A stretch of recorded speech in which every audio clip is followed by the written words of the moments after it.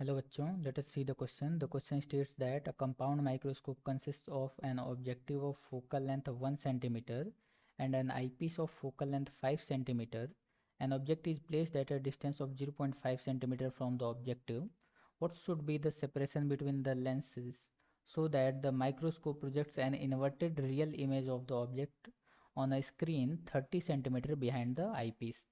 यहाँ पे देखिए गाइज, यहाँ पे हमें यहाँ पे एक माइक्रोस्कोप का सेटअप दिया गया है और हमें बोल रहा है कि इस बार हमें आईपीस से वर्चुअल इमेज नहीं बल्कि इन्वर्टेड एंड रियल इमेज चाहिए 30 सेंटीमीटर बिहाइंड द आईपीस। तो यहाँ पे जो की कॉन्सेप्ट हम लोग यूज़ करेंगे,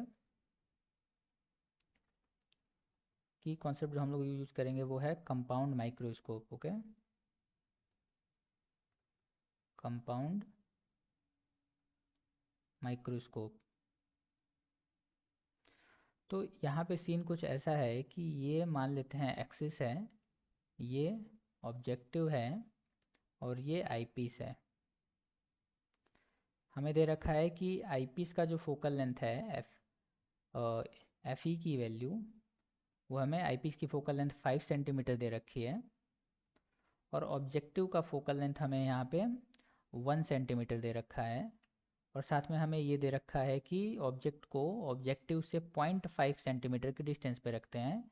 इसका मतलब कि with in the range of focus हम लोग ऑब्जेक्ट को पुट कर रहे हैं। इसका मतलब इसका जो इमेज हमें मिलेगा वो वर्चुअल मिलेगा और same side of the object मिलेगा, क्योंकि ये फोकस और पोल के बीच में लाई कर रहा है। तो अगर हम लोग ऑब्जेक्टिव के लिए लेंस के फॉर्मूला को अप्लाई करें तो हम लोग लिख सकते हैं 1/VO minus 1/UO equal to 1/FO। तो 1/VO माइनस U की वैल्यू है -0.5 यानी -0.5 इक्वल टू 1/1। तो यहाँ से अगर हम लोग कैलकुलेट करें तो हमें VO की वैल्यू मिलती है -1 सेंटीमीटर। VO की वैल्यू हमें मिलती है -1 सेंटीमीटर। तो इसका मतलब कि जो इमेज हमें मिलेगा वो कुछ यहाँ पे मिलेगा 1 सेंटीमीटर के डिस्टेंस पे ऑब्जेक्टिव से, ये। ओके, और ये डिस्टेंस हमें बताना है कितना होगा। तो फिलहाल के लिए मान लेते हैं कि ये डिस्टेंस जो है वो कुछ भी ऐसे ही एल है। ओके, हमें क्या चाहिए? हमें चाहिए कि जो फाइनल इमेज हमें मिले वो इस आईपीस से 30 सेंटीमीटर पीछे मिले, इन्वर्टेड एंड रियल। इसका मतलब कि कुछ यहाँ पे हमें फाइनल इमेज चाहिए और ये डिस्टेंस हमें दे रखा है कितना होना चाहिए, ये डिस्टेंस हमें 30 चाहिए, 30 सेंटीमीटर। और हमें आईपीस की वैल्यू भी, यहाँ पे आईपीस का फोकल लेंथ भी दिया गया है। तो आईपीस के लिए अगर हम लोग लेंस फॉर्मूला अप्लाई करें तो हम लोग लिख सकते हैं 1/VE minus 1/UE equal to 1/FE। अब यहाँ से देखिए VE हमें पता है 30 सेंटीमीटर है पॉजिटिव डायरेक्शन में, तो ये हो जाएगा 1/30 minus 1/UE will be equal to 1/5। तो यहाँ से इसको सॉल्व करते हैं तो हमें UE की जो वैल्यू मिलती है, इसको अगर सॉल्व करते हैं, चलिए इसको सॉल्व ही कर लेते हैं।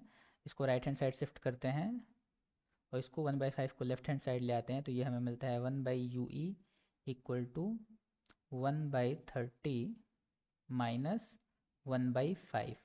और इस 1/5 में ऊपर नीचे 6 से अगर मल्टीप्लाई कर दें तो ये 6/30 हो जाता है। तो 6/30 माइनस 1/30 हो जाएगा 5/30, यानी कि UE की वैल्यू हमें मिल जाएगी -6 सेंटीमीटर। Okay, -6 centimetre. इसका मतलब कि ये जो डिस्टेंस होना चाहिए जो कि फर्स्ट इमेज है, इस फर्स्ट इमेज की डिस्टेंस आईपीस से होनी चाहिए 6 सेंटीमीटर और ये डिस्टेंस हमें 1 सेंटीमीटर मिला है पहले कैलकुलेशन से। इसका मतलब कि L की वैल्यू हम लोग सिंपली यहाँ पे कह सकते हैं L + 1 की वैल्यू यहाँ पे 6 के बराबर है, यानी length of compound microscope 6 - 1 that will be equal to 5 centimetre के बराबर होगा। तो आईपीस और ऑब्जेक्टिव की जो बीच की सेपरेशन होगी वो 5 सेंटीमीटर होगी। I hope you understood the solution. All the best.